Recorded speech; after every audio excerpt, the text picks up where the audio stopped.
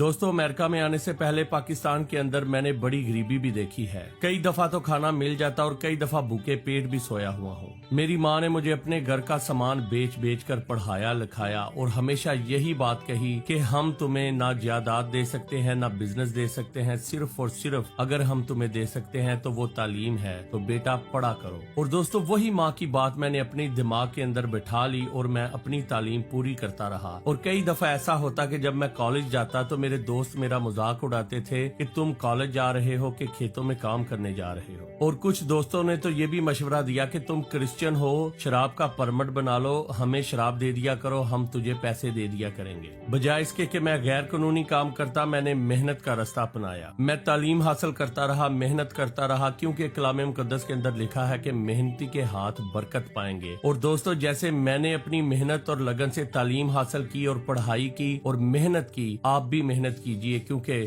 खुदा के कलाम के अंदर लिखा है कि मेहनती के हाथ बरकत पाएंगे। तो बस आप मेहनत करके अपना काम कीजिए और खुदावंद खुदा आपको बरकत देकर अपना काम करेगा। Stay blessed.